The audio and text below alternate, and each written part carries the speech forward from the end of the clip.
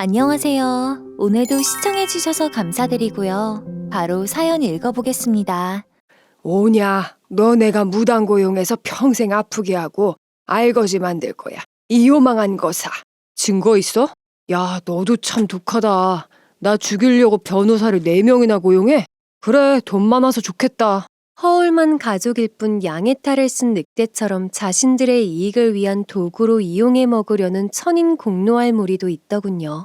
하마터면 그 탈에 속아 소중한 저와 제 부모님의 생명까지 모두 바칠 뻔했던 위험천만한 상황에서 가까스로 빠져나온 제 이야기 들려드리려고 합니다. 안녕하세요. 저는 40대 중반의 이혼녀입니다. 20대 초반 연애의 쓴맛을 일찍 봐버린 탓인지 그 뒤 연애에 큰 관심이 없던 저는 어느새 훌쩍 30대 후반이 되어 있었어요. 제가 미혼인 걸 안타까워하는 회사 직원의 오지랖이 저를 소개팅 자리로 이끌었고 그때 만나게 된 사람이 제 남편이란 작자였죠. 작은 사업체를 운영하고 있던 남편은 왜 아직 짝을 못 찾았는지 의심스러울 정도로 눈에 확 들어오는 훈남이었습니다. 남편은 저를 본 순간부터 제 외모나 성격 모두 마음에 든다며 저에게 적극적으로 대시를 해오는 통에 저 역시 여러 번 만나다 보니 점점 좋은 점을 발견하게 되었죠. 저를 배려할 줄도 알고 예의도 바른 데다가 저를 귀하게 여겨주니 기분이 참 좋았습니다. 엄마 또한 관심 있어 자주 물어봤었죠. 뭐 하는 남잔데 인성은? 아이고 엄마 무지 궁금하다 얘. 사실 남편이 저를 만난 지 얼마 안 된 때부터 결혼을 부르짖는 통에 처음에는 좀 경계를 하며 여러모로 남편을 알아보았습니다. 그러나 저와 연애하는 동안 성심성의껏 저를 챙겨주고 저에게 최선을 다하는 모습에 저 역시 마음의 문을 열게 되었습니다. 우리는 늦은 나이에 만나게 된 귀한 인연이잖아. 이제 더 이상 재지 말고 결혼하자.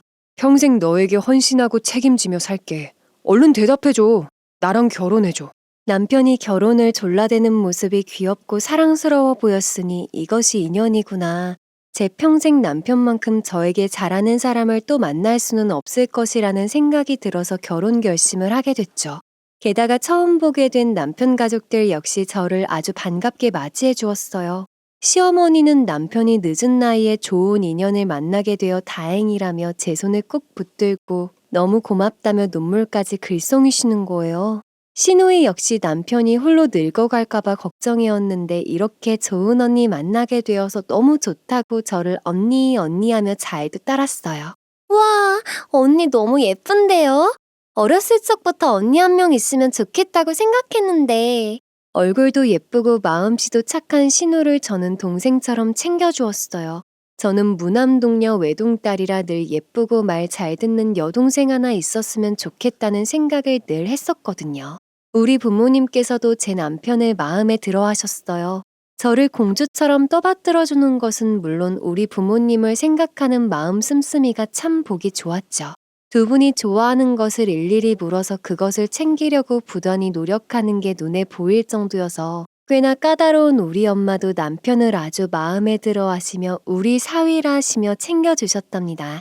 예전에 크게 고깃집을 하셨던 제 부모님은 중소도시에 건물 두어 채를 가지고 계신 알짜배기 부자셨죠. 몇백억까지는 아니더라도 수십억 재산은 가지고 있었습니다.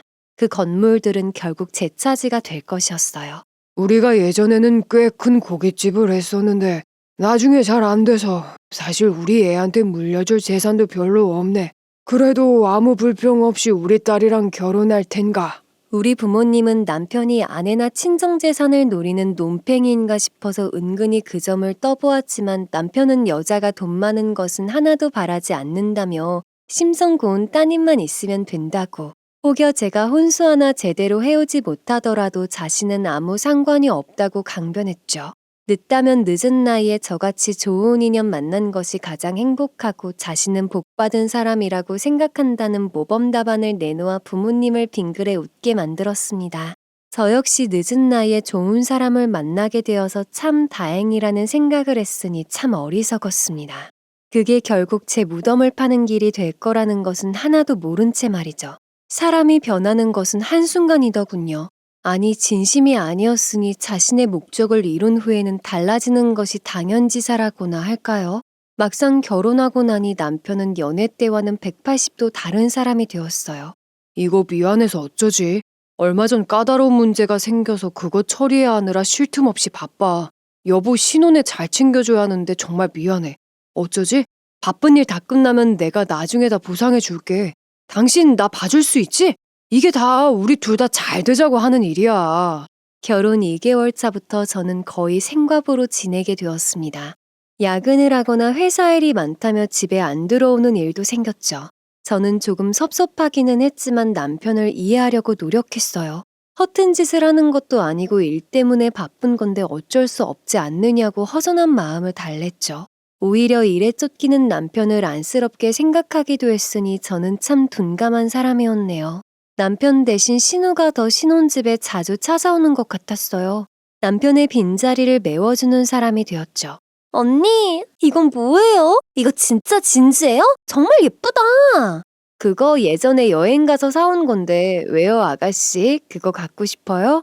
저는 어린애처럼 환호성을 지르는 신우가 귀여워서 친언니처럼 신우에게 아낌없이 베풀었어요. 평생 가지고 싶었던 여동생이 생겼는데 진주목걸이며 예쁜 옷들쯤 주는 것은 전혀 아깝지 않았습니다. 남편의 부재가 길어지면서 저 역시 마음이 편치 않았습니다. 불안의 전조는 어김없더군요. 며칠간 집을 떠나 있는 남편이 갈아입을 옷이며 도시락을 싸들고 남편 회사를 찾았는데 회사 문이 굳게 잠겨 있고 심지어 문 앞에는 임대딱지가 붙어 있었어요. 깜짝 놀란 저는 곧장 남편에게 전화를 걸었습니다. 전화를 받은 남편은 얼마 지나지 않아서 제 눈앞에 나타났습니다. 남편은 얼마 전 사무실을 옮겼는데 저에게는 미처 말하지 못했다며 무척 미안해했어요. 제가 챙겨간 종이봉투를 건네받고는 저를 끌고 내려가 자신의 차에 태웠습니다. 어느새 남편의 차가 벤츠로 바뀌어 있더군요. 이번에 큰 계약을 수주해서 부유한 고객들의 수준에 맞추기 위해서 새롭게 뽑은 거라면서 그렇잖아도 시승 한번 못해줘서 미안하다고 말했습니다. 풀옵션을 장착한 벤츠 내부는 꽤나 고급스러웠죠. 저는 사업이 잘 돼간다는 말에 안도하면서도 과욕을 부리는 게 아닌가 좀 걱정스러웠어요. 친정아버지 역시 꽤 부자셨지만 절대 과욕이나 허세를 부리시는 타입이 아니셨거든요. 얼마나 큰 사업을 수주했는지는 모르겠지만 억대의 차를 떡하니 뽑는 것은 좀 지나쳐 보였습니다. 제 걱정이 얼굴에 그대로 드러났나 봅니다. 남편이 웃으면서 제게 말하더군요. 우리 와이프는 다 좋은데 걱정이 많다고요. 집도 잘 사는데 소박하다고 하더군요. 그 점이 매력 포인트란 말도 덧붙였죠. 그가 웃으면서 제게 말했습니다. 우리 와이프랑 그동안 식사 한번 제대로 못했는데 오늘은 우리 근사한 데 가서 밥이라도 먹을까? 그러고는 제가 좋아하는 킹크랩 집으로 저를 데려가서는 정성껏 살을 발라서 그릇에 푸짐하게 담아주는 것은 물론 제 입에 넣어주며 흐뭇해하더군요. 남편의 정성에 제 마음이 사르르 녹는 것이 느껴졌어요. 남편은 제게 미리 회사 확장이며 사무실 이사 등을 말하지 못했다며 무척 미안해했습니다.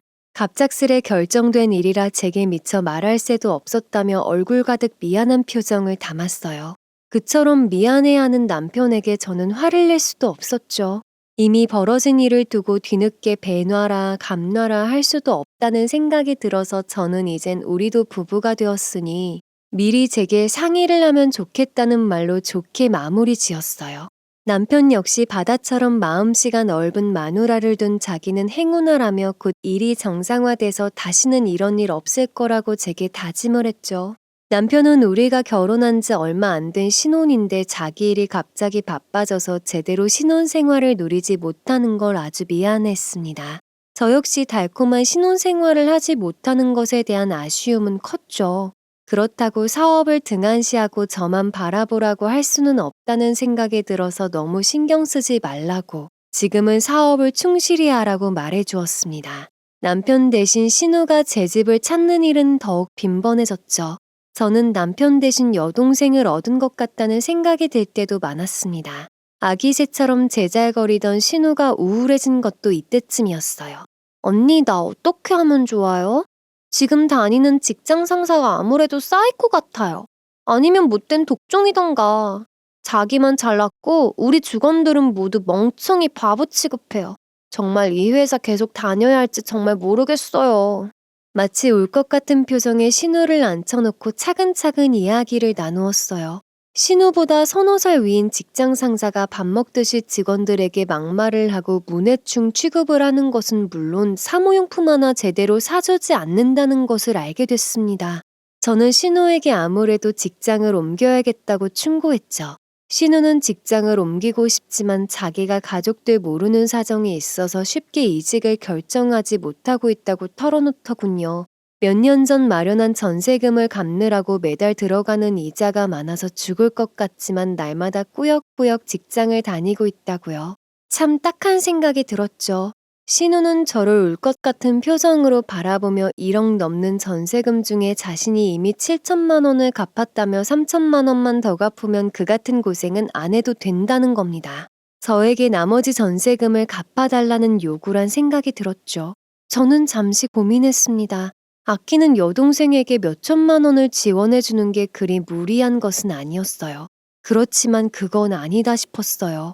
아가씨, 그러면 내가 600만 원을 빌려줄 테니 그걸로 몇 달간 이자를 내고 그 사이에 직장을 다시 구하는 건 어때요? 저를 쳐다보는 신우의 눈빛이 흐려지더군요. 저는 의아했습니다. 그러자 신우가 더욱 징징거리며 묻더군요. 언니, 제 나이에 제대로 된 직장을 다시 구하는 데에는 시간이 걸리잖아요. 언니가 전세금을 대신 갚아주시면 안 돼요? 제가 직장을 구하는 대로 나눠서 갚을게요. 가족 사이인데 그 정도는 봐줄 수 있잖아요. 참으로 기가 막히더군요. 몇 천만 원이 누구 애 이름도 아니고 기껏 생각해서 600만 원을 지원해줘서 급한 불이라도 끄라는 거였거든요. 저는 어릴 때부터 부모님으로부터 철저한 경제교육을 받은 터라 정말 써야 할 곳을 빼고는 저축을 하거나 투자를 하는 타입이어서 그 말이 도저히 와닿질 않더라고요.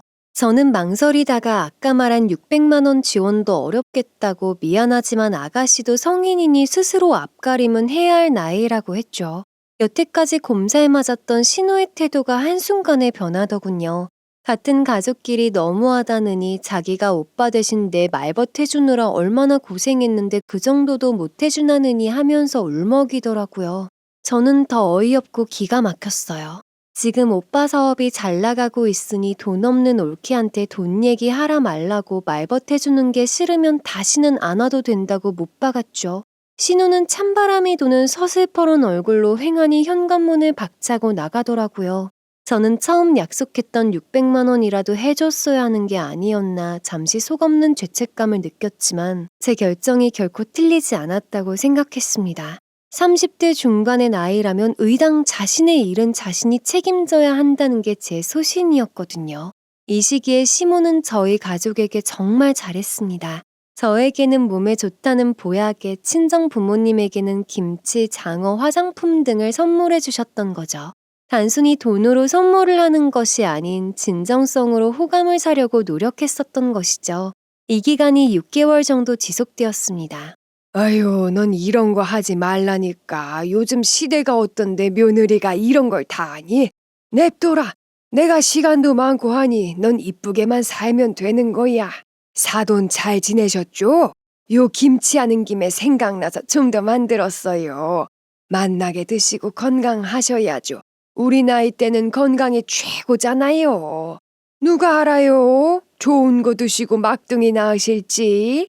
돌이켜보면 신우이의 돈 지원을 제가 거절하자 조금씩 그 마술을 시모가 대신에 티 안 나게 뻗쳐왔었던 겁니다. 그리고 이내 그 본색을 드러냈었죠. 어느 주말 저녁을 사주신다며 친정부모님과 저를 한식당에 초대를 하시더군요. 그렇게 화기애애하게 식사를 마칠 무렵 신우가 말했습니다. 사돈, 제가 요번에 딸하고 같이 커피 사업 좀 해보려고요. 딸아이도 바리스타 자격증을 딴다고 하고 저도 요새 커피 공부하느냐고 머리가 아파온다니까요. 그래서 말인데 시모의 말인즉 서울 홍대에 커피숍을 차리려고 한다. 그런데 돈이 없어서 걱정이다. 정말 자신 있다 등등 말하는 내내 부모님 얼굴을 닳도록 쳐다보았죠. 아유, 상권이 좋아서 그런지 권리금도 2억이나 하고 임대료도 어마무시하네요. 제가 일매출도 확인해 봤는데 2년이면 뽕 뽑고 한 달에 3천 이상 순이익 발생하는 건 시간 문제더라고요. 조금만 투자해 주시면 평생 은인으로 모시고 살게요. 이 말이 끝나자마자 저와 부모님 얼굴은 순식간에 굳어져 갔습니다. 결론적으로 이것저것 총 5억 원이 필요하다고 우리한테 돈 내놓으라는 소리였으니까요. 결국 엄마가 차분하게 대응하셨죠. 사돈, 저희는 가족끼리 돈 거래는 하지 않습니다. 계획은 좋으신데 저희하고는 맞지 않는 것 같네요. 죄송할 따름입니다. 5초간 정적이 생겼고 시모는 손을 흔들며 공손하게 말하더군요. 아니다, 제가 너무 급하게 이야기한 것 같다, 신경 쓰지 마시라 등등요. 그런데 그 짧은 순간에 독사의 눈처럼 번뜩이는 살기를 저는 시모의 눈에서 봤었죠. 집으로 돌아가는 길 저는 엄마 아빠에게 죄송하다고 말했습니다. 그러자 아빠는 돈에 관련해서 좀 더 보수적으로 가자고 조언을 해주셨어요. 그 말은 조심하라고 경고한 것이었죠. 다만 그때까지만 해도 돈 관련 문제만 생각했지 다가올 악몽은 생각지도 못했으니까요. 그 일이 있은 후 한동안은 조용했습니다. 그러나 남편의 태도가 변해갔죠. 사위가 아닌 아들이 되겠다고 효자 행세를 한 기간이었죠. 남편은 그 시기쯤 한동안 야근에 밥 먹듯 하고 집에 안 들어오는 일이 잦았습니다.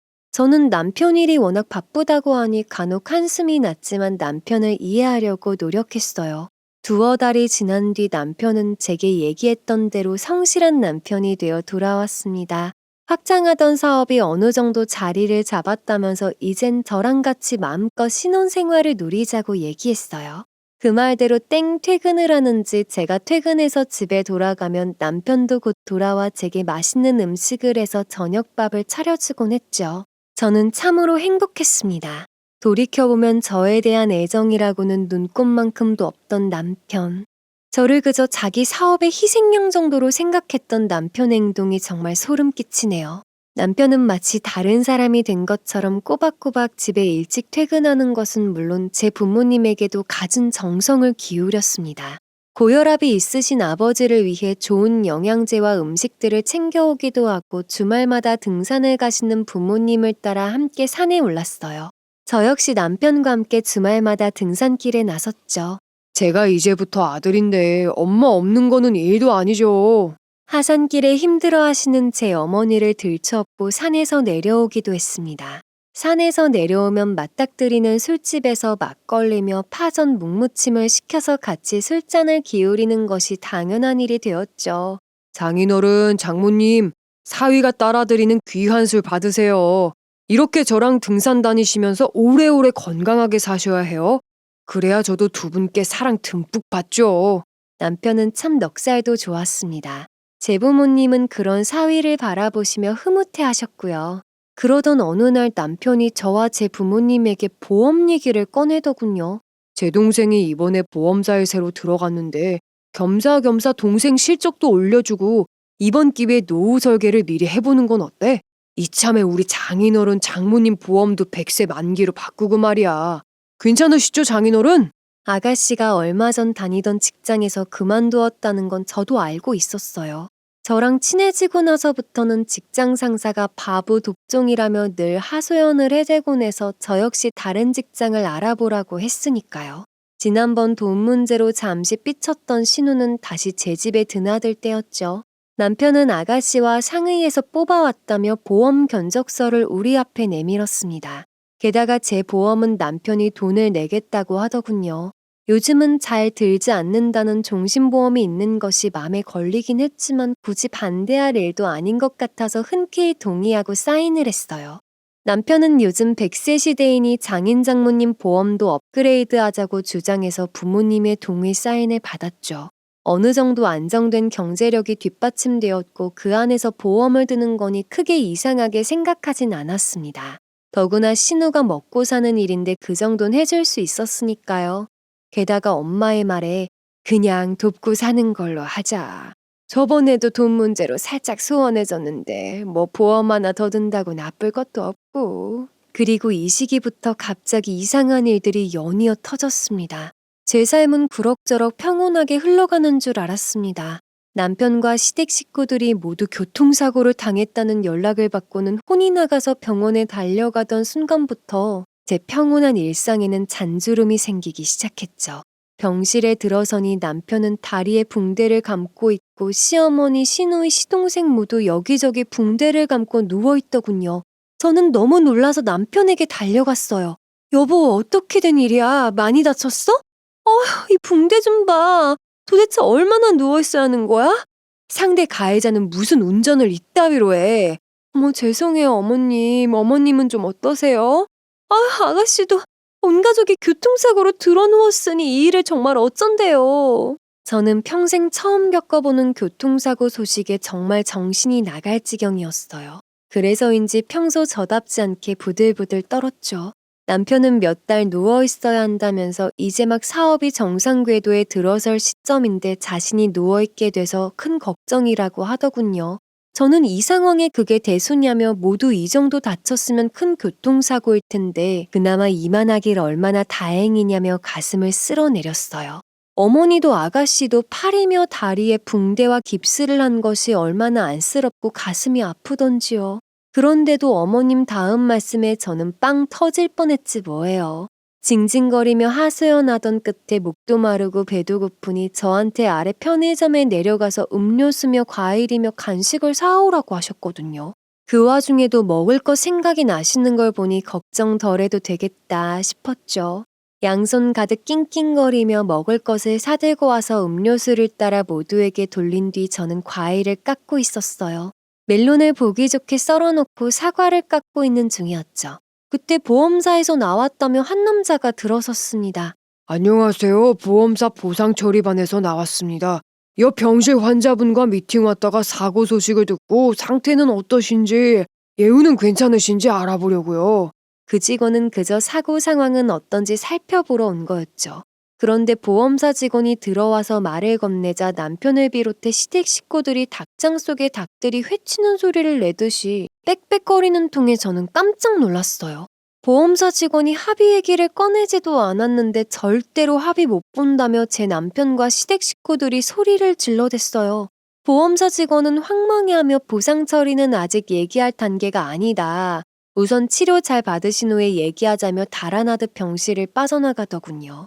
저는 당황스럽기도 하고 황당하기도 해서 그저 그 상황을 지켜보고 있었습니다. 집으로 돌아가는 길에 저는 왠지 한숨만 났어요. 그 상황이 그리 이해되지는 않았거든요. 며칠 뒤 제 남편의 병문안을 다녀오셨던 부모님이 저를 친정으로 불러들였습니다. 부모님은 그날 병문안을 다녀온 이야기를 하셨죠. 한참을 망설이시던 아버지가 말문을 여셨어요. 오늘 김서방 병문안 갔다가 좀 이상한 생각이 들어서 너를 불렀다. 우리 둘이 고민만 하다가 그냥 넘어가기가 좀 찜찜해서 너를 불러서 얘기 좀 듣고 싶어서 집으로 오라고 했구나. 아버지의 일성이었죠. 저는 그 순간 제가 처음 병원에 간 날을 떠올렸어요. 아니나 다를까 아버지가 병실 문을 조금 열었는데 남편과 시댁 식구들이 편하게 드러누워 족발이며 보쌈을 먹으면서 이야기를 나누고 있었대요. 그래도 상태가 많이 호전됐나 보다 싶어서 다행이라는 생각을 하며 부모님이 병실에 들어가려는데 갑자기 보험 얘기가 들려서 멈칫하셨답니다. 과연 보험사와 언제 합의해야 가장 유리할지, 이후 얼마에 합의하는 것이 좋을지를 얘기하는데 몹시 당황스러우셨대요. 치료가 끝나려면 2달 정도 남았다는 걸 알고 계신 부모님으로서는 너무 성급한 얘기로 보여서 처음에는 참 성미가 급하구나 정도로 생각하셨대요. 그리고 교통사고가 나면 보험금이 얼마 나오느냐며 서로 아는 지식 총동원해서 얘기하는 사람들을 간혹 보긴 해서 그런가 보다 정도로 생각하셨대요. 그래서 문으로 들어가려는 순간 시모가 생활비가 다 떨어졌다며 남편을 타박했대요. 돈만 많이 들어가고 일이 진척이 없으니 이러다가 다 죽는 것 아니냐면서요. 아버지로서는 잘 이해가 되지 않으셨다고 네 남편 사업이 꽤 잘 되는 것 아니었느냐고 제게 물으셨죠. 저는 꿀먹은 벙어리가 되어 대답할 말이 별반 떠오르지 않았습니다. 사실 저 역시 남편 사업에 대해 아는 것이 1도 없었으니까요. 그제야 남편 사무실이 어딘지도 모른다는 걸 깨달았어요. 이때부터 강한 의심이 들기 시작했죠. 사실 그건 그럴 수도 있다고 생각했어. 그런데 더 이상한 일은 그 다음에 벌어졌어. 신우랑 시모가 네 욕을 하며 짠돌이라는 둥 막말을 퍼붓더라. 그걸 네 남편은 그냥 지켜보고만 있고 나는 네 시어른이나 시누를 좋은 사람들로 여겼는데 이거 원 참. 지난번 신우에게 전세금 갚는 비용을 빌려주지 않았던 일을 남편이나 시댁 식구 모두 알고 있었다는 걸 그제 알게 됐어요. 뭔가 이상했어요. 당시 아가씨는 절대로 가족들에게 말할 수 없으니 제게 도와달라고 했는데 그 얘기랑은 전혀 다르잖아요. 그게 끝이 아니었어요. 시모가 갑자기 제 남편을 돌아보며 우리 계획이 너무 추진 안 되는 것 아니냐며 이러다간 빚진 돈도 다 못 갚고 끝나는 것 아니냐며 몰아세우셨대요.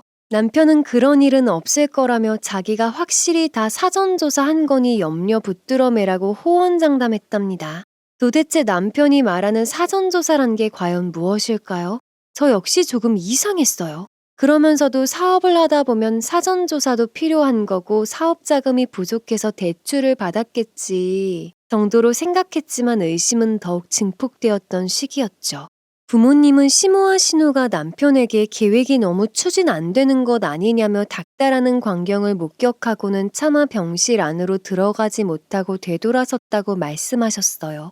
저는 말도 안 되는 일이라고 얼른 부인했지만 마음 한구석은 찜찜했어요. 제가 처음 병원에 가서 느꼈던 이질적인 감정을 다시 한번 느꼈죠. 거기다가 다친 사람들 같아 보이지 않을 정도로 아주 표정들이 밝고 그들이 마치 범죄 모의를 하는 것처럼 보였다는 말에는 더더욱 충격을 받았어요. 남편이 병원에 입원한 지 2달이 다 되어가는 무렵 저를 다급히 찾기에 병원으로 달려갔어요. 남편은 자신이 장기간 입원한 사이에 사업이 어려워졌다며 저에게 자금 지원을 요청했어요. 저는 무슨 마음이 들었던 건지 지금도 참 알 수 없지만 단호하게 이런지하에 거절했어요. 제 거절에 남편은 얼굴이 새파랗게 질리면서 다시 한번 생각해달라며 통 사정했죠. 저는 그러면 남편에게 지금 운영하는 회사를 직접 보여달라고 했습니다. 나는 한 번도 당신 회사에 가보지 못한 것 같은데 과연 당신 회사에 자금을 지원해야 할지 직접 보고 결정할게. 아무리 그래도 돈이 나가는 일을 허투루 결정할 수는 없지. 남편은 제 말에 팔짝 뛰더군요. 자신은 아직 퇴원도 안 했는데 지금은 어렵고 깁스를 푸는 몰에 함께 가보자고 하더군요. 남편 사무실에는 6명의 직원들이 일을 하고 있었는데 겉보기로는 견실한 모습으로 보이더군요. 그렇지만 남편과 남편 가족들의 뭔가 찜찜한 부분이 떠오르면서 제 마음이 돌처럼 굳어지더군요. 남편은 마치 먹이를 물어다주는 어미새처럼 저를 바라보고 있었지만 저는 지금 당장 사업자금 지원은 어렵다고 딱 잘라 거절했어요. 그러자 좀 전까지 비굴할 정도로 나를 바라봤던 사람이 갑자기 불같이 화를 내며 아내의 의무도 다하지 않는 사람이라며 쏘아붙이더군요. 저는 기가 막히더군요. 신혼 때부터 지금까지 우리가 결혼 생활을 했는지도 잘 느끼지 못한 채 지금까지 아내의 의무만 해왔던 제게 가당치 않은 막말이란 생각이 들었습니다. 저는 그래서 평소보다 더 강하게 얘기했어요. 당신이 어떻게 그렇게 말할 수가 있느냐고요. 게다가 결혼하면서 가지고 있던 재산을 모두 털어서 지금은 주고 싶어도 줄 돈이 하나도 없다고 말이죠. 우리는 반반 결혼을 했고 남편에게는 제 말이 그럴듯하게 들렸겠지만 사실 그때 제 통장에는 2억 원의 예금이 있었죠. 저는 사실 시모나 아가씨가 했다는 말처럼 짠돌이었어요. 어릴 때부터 악착같이 용돈을 모았고 대학 다닐 때도 도시락 싸갖고 다닐 정도로 알뜰하고 저축을 잘하는 사람이었어요. 허튼 데 안 쓰고 돈을 모아왔기 때문에 무엇보다도 제 돈을 쓰는 일에는 신중했죠. 게다가 남편이나 시댁 식구들이 자꾸 저에게 돈을 요구하는 듯한 느낌이 드는 것도 못마땅하고 불편했어요. 게다가 아무리 생각해봐도 남편 말에 신빙성이 없다고 판단했기에 자금 지원을 할 수 없다고 말한 거고요. 그걸로 남편과의 대화는 일단락됐다고 생각했는데 다음 날 시모가 제 직장으로 찾아왔어요.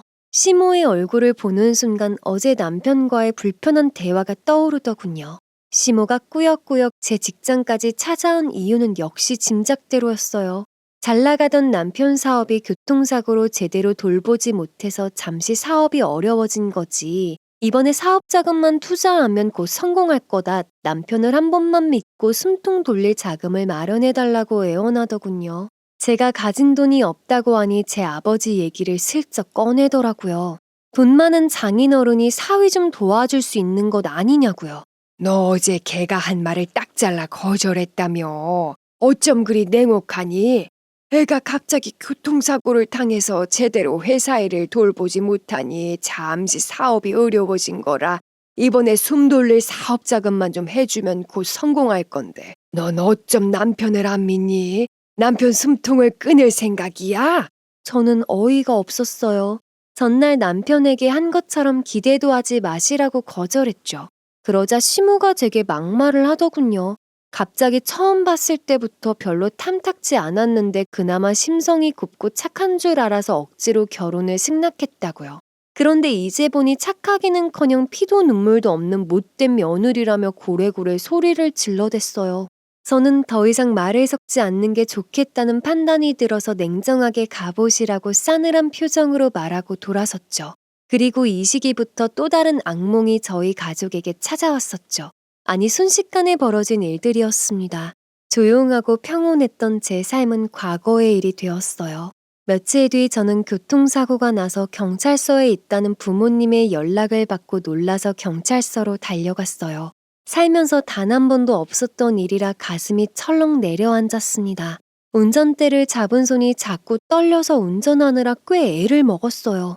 다행히 부모님은 큰 부상은 아닌 듯 했습니다. 한달음에 달려온 저에게 오히려 큰 부상은 아니라며 진정하고 옆자리에 앉으라고 하셨죠. 경찰 조사를 받는 아버지의 침착한 진술을 들으며 이만하게 천만다행이라는 생각이 들었습니다. 아빠가 평소 습관대로 방어운전을 했기에 이 정도 사고로 끝난 거였더라고요. 큰 오거리에서 좌회전을 하려고 1차선에 정차해 있던 아빠가 신호를 받고 출발하려는데 갑자기 가해자의 트럭이 쓸리듯이 중앙선을 넘어 아빠 차를 쳤대요.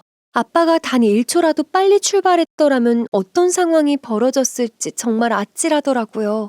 사고가 난 순간 에어백이 터지면서 엄마 아빠가 다행히 큰 부상을 입지 않은 거였죠. 저는 그 진술을 들으면서 정말 어이가 없었어요. 도대체 왜 가해자 트럭은 갑자기 중앙선을 넘어 달린 건지 도저히 이해되지 않았거든요. 아빠의 진술이 모두 끝나자 경찰이 소파에 앉아있던 가해자를 불렀습니다. 청색 계열의 캡모자를 쓴 30대 정도의 남자였어요. 그가 일어서는 순간 왠지 그 얼굴이 이상하게도 낯익은 거예요. 저는 그가 하는 진술도 귀에 잘 들어오지 않았어요. 저는 속으로 저 사람을 어디서 봤지를 생각하는데 골몰했어요. 부모님을 병원에 입원시키고 다시 집에 온 저는 침대에 눕자마자 피로감이 몰려와 잠이 몰려오는 와중에도 아까 낮에 본 가해자의 얼굴이 떠오르면서 뭔지 모를 불안감과 찜찜함을 느꼈어요. 부모님은 다행히도 큰 외상은 없으셨지만 목과 허리 부분에 충격이 와서 열흘 이상 입원하셔야 한다는 진단이 떨어졌습니다. 불행 중 다행이었습니다. 자칫 잘못했으면 큰 부상으로 이어질 뻔한 사고였기 때문이었죠. 직장과 병원을 오가는 제가 힘겹게 보이셨는지 부모님은 제게 더 이상 병원에 안 와도 된다고 하시더라고요. 저는 말도 안 된다고 펄쩍 뛰었죠. 저 하나도 안 힘드니 그런 말씀 마세요. 두 분이 이렇게 건강하게 살아계시다는 걸 제 눈으로 확인해야 저도 편히 밥 먹고 편히 자죠. 저 쫓아낼 생각 마시고 두 분은 그냥 제가 깎아드린 과일 얼른 열심히 잡수세요. 알았죠? 비록 몸은 고단해도 부모님을 직접 봐야 안심이 되었으니 아무리 나이 먹어도 부모님 앞에서는 영락없이 애가 되는 모양입니다. 사업 좀 해보겠다는데 도대체 왜 이러는 거야? 누가 내 일을 망치려고 작정하고 덤벼드는 거야? 어휴, 정말 재수가 없으려니 별일도 다 생기고. 세상의 모든 불행이 우리 주위로만 몰려드는지 이상하게도 사건 사고는 끊이질 않더군요. 이번엔 남편 사무실에 화재가 나서 사무실이 홀랑 타버렸습니다. 저는 연이은 사건 사고 소식에 도대체 왜 이러나 살면서 내가 지은 죄가 맞나 하는 약한 생각을 했더랬죠. 그런데 남편의 반응은 의외였습니다. 남편은 길길이 뛰면서도 그나마 화재보험을 들어놔서 다행이라는 둥 결국 보상 처리 받을 거라는 둥 하는데 도대체 저 사람 머릿속에는 보험 생각밖에 없나 하는 생각이 다 들었어요. 게다가 지난번 교통사고 때도 보험금 수령 얘기를 나눴다는 아빠 말씀이 떠오르면서 뭔가 수상쩍은 기분이 들었습니다. 한번 의심스러운 마음이 들어서인지 제 안에서 꼬리에 꼬리를 무는 것처럼 갖가지 생각이 떠올라 괴로웠어요. 남편과 시댁 식구들을 의심하는 마음과 설마 제 남편이 그럴 리 없다는 생각 사이에서 혼란스러웠습니다. 저는 남편과 함께 입원 중인 부모님을 찾았어요. 교통사고 후유증에 조금은 힘들어하시던 부모님 안색이 그래도 좋아지신 것 같아서 저는 조금 마음이 놓였죠. 부모님은 남편에게 화재 소식에 대해 물어보시며 걱정하셨어요. 남편은 화재가 나서 너무 힘들었지만 미리 화재보험을 들어놔서 곧 보험금을 타게 될 거라며 자신이 선견지명이 있었다는 둥 큰 소리를 뻥뻥 치더군요. 저는 왠지 그 모습이 미덥지 않게 느껴졌지만 요즘 사건 사고에 시달리다 보니 제가 예민해진 거라며 마음을 다독였어요. 그러나 남편의 호언장담과는 달리 사건 처리는 빨리 진행되지 않았고 경찰 조사는 느리게 진행됐어요. 게다가 화재 원인이 방화인 것 같다는 중간 수사 결과가 나오면서 사건 처리는 점점 더 길어졌습니다. 수사가 길어질수록 남편은 초조해하는 것도 같고 걱정이 늘어나는 것 같아서 저는 왜 그러느냐고 물었죠. 남편은 아무것도 아니라고 대답했지만 참으로 수상쩍었어요. 자기 사무실이 모두 타버렸는데도 그에 대한 별 걱정도 없는 것 같고 직원들도 걱정이 많겠다고 제가 염려하자 그제서야 생각났다는 듯 다들 잘 지내고 있다며 건성으로 대답하는 것도 묘했죠. 평범하지 않은 남편의 반응에 제 마음속 의심은 점점 커져만 갔어요. 제가 결혼 전에 본 남자와 지금의 남편이 다른 사람인 것처럼 느껴지면서 못 믿어왔죠. 드디어 부모님이 퇴원하는 날이 되었어요. 그 전날까지만 해도 같이 부모님 모시러 가자던 남편이 갑자기 급히 처리할 일이 생겼다며 휙 나가버리는 통에 저 혼자 부모님을 모시러 가게 됐습니다. 어제까진 꼭 같이 갈 거라던 남편이 갑자기 시간이 안 된다니 좀 서운했어요. 그렇다고 제 남편 험담을 하기도 그렇더라고요. 김서방이 같이 오기로 했는데 갑자기 급한 일이 생겨서 같이 못 왔어요. 너무 죄송하다고 조만간 찾아뵙겠다고 했어요. 부모님은 급한 일처리가 더 급하지 우리는 아무렇지도 않다고 대답하셨습니다. 교통사고가 난 덕분에 난 밥도 안 하고 휴가 받은 것 같아서 좋더라. 병원 밥이 좀 맛이 없어서 그렇지 다른 건 다 편하잖니?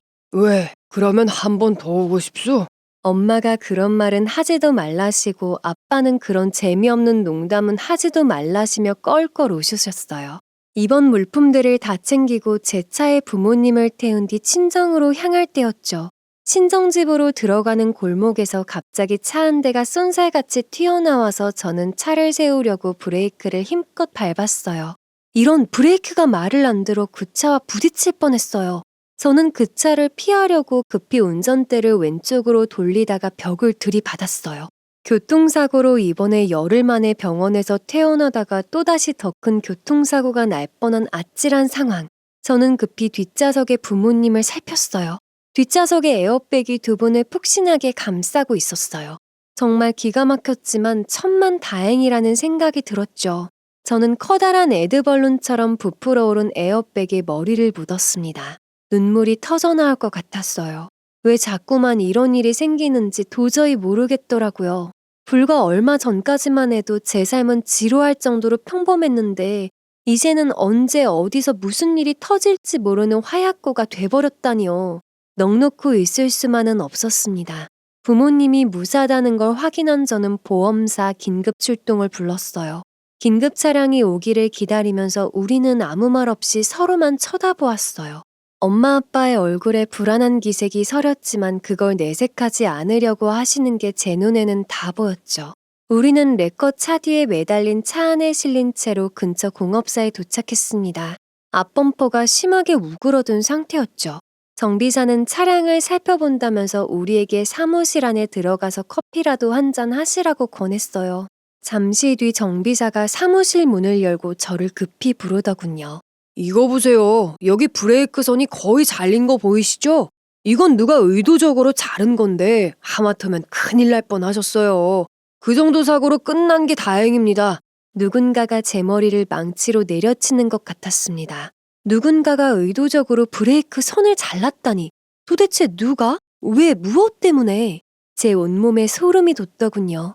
그런데 하필 왜 그때 오늘 갑자기 병원에 같이 못 가겠다던 남편 얼굴이 떠올랐는지 단순 고장이 아니라고 이건 누군가가 고의적으로 일부러 거의 잘라놓은 것이라며 거듭 말하는 정비사의 말을 듣는 내내 기절할 것 같았어요.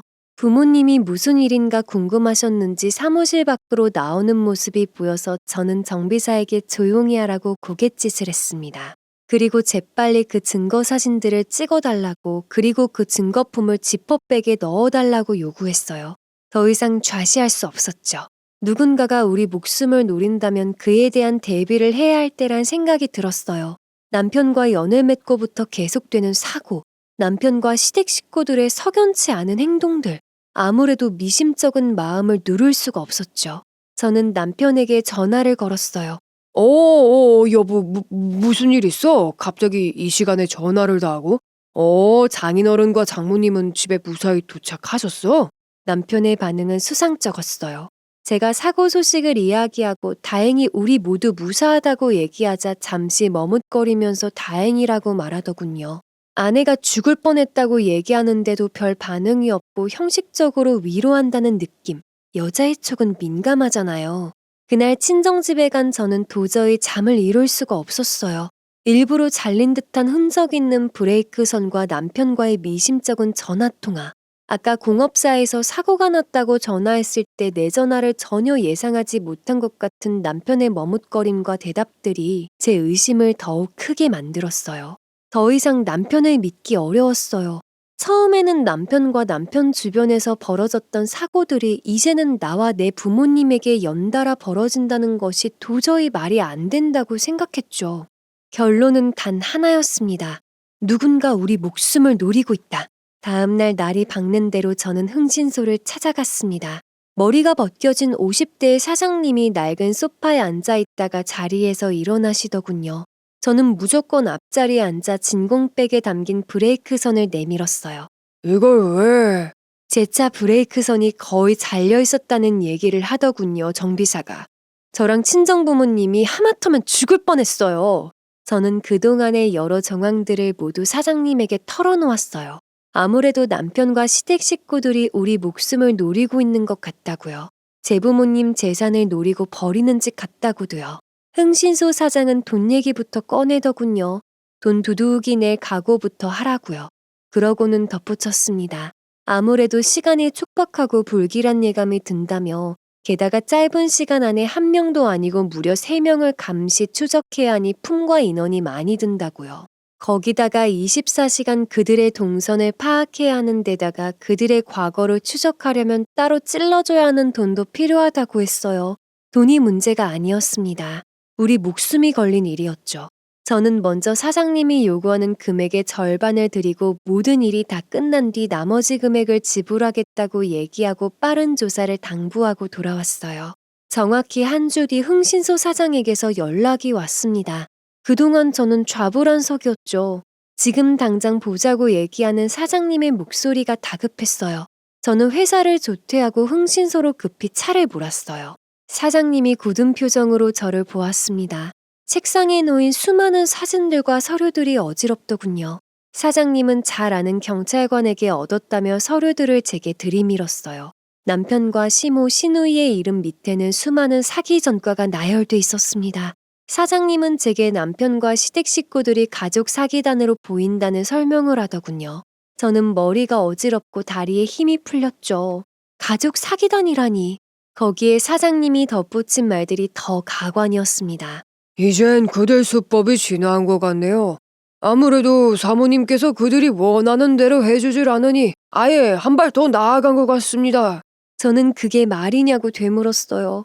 그러자 사장님이 그것도 모르냐며 짐작까지 않느냐며 오히려 되묻더군요. 저번에도 목숨이 위험한 것 같다고 오시지 않았느냐고요. 보험을 다소 들게 한 거며 교통사고며 브레이크 선이 잘려있는 거며 게다가 어느 틈에 조사했는지 친정재산이 꽤 되지 않느냐고 하더군요.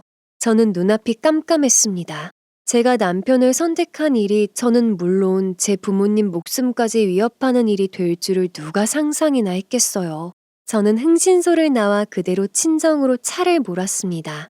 불안하고 무서웠습니다. 더 이상 부모님께 숨길 수는 없었어요. 이미 브레이크 선이 끊긴 걸 제 눈으로 다 확인했는데 우리 앞에 또 다른 어떤 위험이 도사리고 있을지 모른다는 생각이 드니 절박했습니다. 부모님께 서류며 증거 사진들을 보여드리며 다 말씀드렸어요. 부모님이 병원에서 퇴원하시던 날 브레이크 선이 잘려서 사고가 난 것이라는 사실을 알게 된 부모님은 그 자리에 주저앉으셨어요. 괜히 죄송스러웠습니다. 그저 저는 좋은 남편을 얻고자 한 것뿐인데 그 선택이 이런 끔찍한 결과를 초래할 줄은. 한동안 충격에 빠져 아무 말도 못하셨던 아버지께서 갑자기 보험사에 전화해보자고 말씀하셨어요. 남편이 들자고 권유했던 보험의 증권은 우리 손에 있지 않았거든요. 일일이 보험사에 전화를 돌린 결과는 역시나였습니다. 사망사고 수익자가 남편 이름으로 돼 있더군요. 그 모든 보험금을 다 받으면 수억 원이 되더라고요. 우린 도간에 든 쥐였습니다. 남편이 나를 택한 건 결국 제 아버지의 재산 때문이었다는 생각이 들더군요. 저를 조종해서 제 아버지의 재산을 자기 손에 쥐고 싶었지만 그게 안 되니까 차라리 우리를 없애서라도 돈을 손에 쥐겠다는 무서운 음모를 짠 거겠죠. 저는 집으로 돌아갈 엄두가 나지 않아 사고 후유증이신지 부모님께서 기력이 없으신 것 같아서 친정에 며칠 머물겠다고 남편에게 전화를 걸었습니다. 남편은 흔쾌히 그러라고 했어요. 그리고 동시에 경찰 조사를 의뢰했습니다. 흥신소에서 모은 자료들과 통화 내역, 보험사 직원을 대동한 채 경찰 조사를 받았습니다. 다만 구속을 하려면 실제 조사가 이루어진 다음에 구속 기소할 수 있다며 시간이 더 필요하다고 했습니다. 그러고 이틀 뒤 남편에게서 연락이 왔습니다. 모레 우리 엄마 생신인데 엄마가 자기랑 장인, 장모님 모두 모시고 식사하자고 그러시네.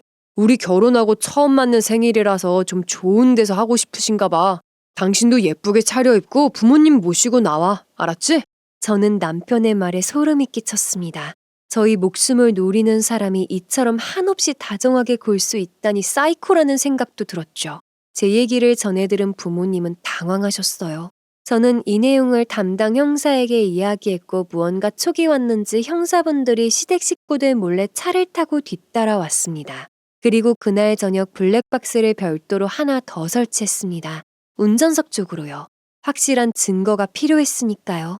당일날 시모 생일잔치 장소인 5성급 호텔 뷔페에 참석했습니다. 남편과 시댁 식구들은 요란스레 우리를 환영해 주었지만 저는 살이 다 떨리더군요. 그들 모두가 이중인격자 혹은 사이코로 보였습니다. 어쩔 수 없이 포크로 음식을 깨작거린 우리는 서둘러 집으로 돌아갈 채비를 했는데 남편이 집까지 모셔다 드리겠다고 따라 나섰어요. 김서방, 오늘 어머님 생신인데 어머니 곁에서 더 있어야지. 우리는 우리끼리 가도 되네. 장인어른, 섭섭하게 그게 무슨 말씀이세요? 한동안 제가 화제다 뭐다 정신없이 바빠서 우리 장인어른 장모님도 제대로 못 봤지 않습니까? 제가 오늘은 꼭 집까지 무사하게 모셔다 드리겠습니다. 이 대화 내용은 몰래 차에 설치한 도청기를 통해 형사분들과 보험사 직원이 듣고 있었지요.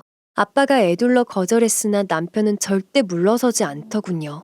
남편이 왜 굳이 우리를 집에 데려다 주려고 하는지 의도가 뻔했고 정말 인간이 아니구나 싶었습니다. 저는 보조석에 앉아 남편을 주시했습니다.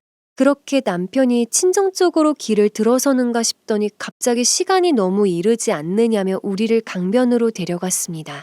뒤에서는 경찰분들이 바로 저희를 뒤따르고 있었습니다. 남편은 한참을 달리던 차를 기울어진 길 끝에 세우더니 갑자기 자기는 담배를 사러 갔다 온다며 차에서 내리려 하는 겁니다. 내리면서도 한쪽은 바른 악셀을 꾹 누르려 했었죠. 저는 사이드를 바싹 당겼고 동시에 운전석에 걸터 앉아 브레이크를 꾹 눌렀습니다. 동시에 블랙박스를 그 잡것 쪽으로 돌려 모든 상황을 찍었습니다. 그런 제 모습을 보고 놀란 남편이 당황한 채 저를 놀란 눈으로 쏘아보고 있었습니다. 왜 저 물로 풍덩 들이박으려고? 급하니 브레이크선에 장난질은 못했나 보네? 제가 싸늘하게 말하자 남편은 이 독한... 막말을 내뱉고 정신이 나갔는지 저를 밀치고 사이드를 다시 내리려고 했습니다. 엄마 아빠는 후딱 내려 남편의 머리끄덩이를 잡아당겼지만 남편은 보이는 게 없는지 어떻게든 저를 밀치고 악셀을 밟으려고 발을 마구 뻗고 있었죠. 순간 우당탕 소리와 함께 형사들이 달려와 남편을 제지하며 수갑을 채웠습니다. 보험사 직원은 본사로 전화를 바쁘게 하는 듯 보였고 형사 세 분은 블랙박스 자료랑 녹음 자료 등을 회수하느라 바빴죠. 한바탕 난리가 난 이후에 경찰들이 우리를 태우고 경찰서로 데려갔어요. 저것들 다 한패예요. 시부모 시누이 싹 다 잡아 족쳐주세요. 우선은 집에 돌아가셔서 좀 쉬세요. 돌아가시기 전에 병원 진찰을 받으시면 더 좋을 것 같습니다. 사건 수사를 해봐야 할 것 같으니 진정하시고 저희 연락을 기다리세요. 더 이상 무슨 말을 더 하겠어요. 집에 돌아온 우리 가족들은 멍하니 자리에 주저앉았습니다. 온몸에 기운이 하나도 없고 몸이 부들부들 떨리더군요. 그렇게 본격적인 경찰 조사가 시작되었고 저는 날마다 경찰서에 찾아가 수사 진행 상황을 물었어요. 저는 남편과 그 가족들을 당장 철창에 집어 넣어야 한다고 목소리를 높였죠. 경찰들은 도망간 시부모 시누이를 귀신같이 잡아왔습니다. 또한 브레이크선을 자른 다른 공업사 사장도 공범으로 잡았습니다. 또한 수익자 명을 임의로 바꾼 해당 보험사 직원도 경찰서에 끌려온 상태였습니다. 며칠 뒤 경찰에서 연락이 왔습니다. 그곳에는 남편과 시댁 식구들이 모두 조사를 받고 있었죠. 시모가 갑자기 저를 보더니 반색을 하며 경찰들이 말도 안 되는 음모를 뒤집어 씌운다며 말을 잘해달라고 하더군요. 저는 싸늘한 눈으로 시모를 째려봤어요. 저도 더 이상은 참을 수가 없었습니다. 그동안 나나 우리 부모님 없애려고 한 것 다 알고 있어요. 정말 뻔뻔들 하시네요. 왜요? 수십억 돈이 눈앞에서 아른거려서 억울해서 이러는 거예요? 뭐야? 그동안 우리 뒷조사한 거야? 너 내가 가만 안 둬. 너 같은 여자랑 결혼한 게 다 후회스럽다. 이 독사보다 독한 것. 너 내가 무당고용해서 평생 저주할 거야. 이 돈에 환장한 거사. 알고 보니 경찰은 공업사 사장의 자백과 브레이크선을 자르는 CCTV 영상을 통해 모든 증거를 확보한 상태였습니다. 또한 그들의 기존 전과도 모두 파악한 상태였습니다. 시댁 식구들은 모두 잡혀 들어갔죠. 그들은 끌려가면서도 정말 가관이더군요. 서로 네가 잘못했니 내가 잘못했니 아웅다웅하면서 서로를 헐뜯더군요. 자신들이 벌인 짓에 대해 한치의 부끄러움도 모르는 것 같았습니다. 자신들이 벌인 일이 얼마나 큰 잘못인지도 모를 정도로 뻔뻔했죠. 저 인간 같지도 않은 무리를 제 곁으로 끌어들인 제가 참으로 부끄러웠습니다. 경찰 말을 들어보니 처음부터 모든 것을 다 계획하고 벌인 짓이었더라고요. 처음부터 제 부모님의 재산을 노려서 각자 역할극을 한 거라고 하더군요. 처음에는 저를 닥달해서 부모님 재산을 빼돌리려다가 그게 먹혀들지 않으니 결국 더 막장으로 치달은 거라고요. 더구나 시노이가 전세자금으로 돈을 노리고 접근했을 때 제가 안 된다고 하니 그때 이 독하디독한 가족에게선 한 푼도 못 뜯어낼 것 같았다 합니다. 결국 시간 끌 거 없이 바로 계획에 착수했다고 합니다. 남편 가족들은 결국 응당한 처벌을 받았습니다. 남편 회사의 화재 사고 역시 방화로 밝혀져서 더 가중 처벌을 받았고요. 보험사도 남편과 시댁 식구들을 고소했어요. 친정아빠의 교통사고 가해자 역시 남편 회사 직원으로 위장했던 남자였어요. 우리 가족은 꽤나 많은 자금을 투자해버린 사기극에 휘말린 희생양이었더라고요. 양의 탈을 쓰고 다가온 사나운 늑대 무리를 몰랐던 거였죠. 저희 가족은 변호사를 선임해 민사, 형사, 혼인 무효 소송을 진행하고 있습니다. 각기 소송에 따라 변호사 4명을 동시에 고용해서 아주 작살 내려고요. 저것들 민사협의 없으니 평생 깜빵에서 썩게 해주세요. 그리고 소송은 아주 천천히 조금씩 진행해주세요. 평생에 걸쳐서요. 끝날만 하면 숨막히게 걸고 또 걸고 아주 죽여달라 애원할 때까지요. 아빠 엄마도 그렇게 하라고 허락하셨어요. 이런 일로 멘탈 흔들리지 않으니 저 쓰레기들 평생 후회하도록 아니 후회 안 할 족속들이니 끈질기게 집요하게 상대하라면서요. 이미 그 죗값은 차고 넘치지만 오랜 기간 그들을 독하게 몰아세우고 싶은 게 제 솔직한 심정입니다. 그 기간 동안 저희 가족은 최대한 과거를 잊고 평온한 일상으로 돌아가고자 노력하고 있습니다. 크루즈 여행을 다녀온다거나 캠핑도 가고 여행도 가고 웃음을 되찾으려고 노력 중이죠. 아직도 가끔은 악몽을 꾸기도 하지만 행복하게 지내고 있어요. 제 일생일대 비극을 트라우마로 받아들이지 않도록 똥밟았다고 생각하기로 했습니다. 안 그러면 너무 억울하니까요. 아휴 세상에. 뒤늦은 결혼으로 저와 제 부모님 모두 추호도 원치 않았던 막장 드라마에 연루돼 생사의 기로를 헤맸으니 가족이란 이름으로 사기극을 벌인 그들을 지금 다시 생각해도 자다가도 벌떡 일어날 정도로 기가 막히고 코가 막히고 정말 끔찍하네요. 여러분 곁엔 그런 사람들 없죠? 그러실 거라고 믿고 가족 간 소소한 다툼거리 정도는 애교로 넘기고 행복한 삶을 꾸려나가시길 제가 기원할게요. 지금까지 긴 사연 들어주셔서 감사합니다. 여러분의 가정에는 평안만이 깃들길 바라면서 이만 마치겠습니다. 구독과 좋아요, 알림 설정 부탁드립니다.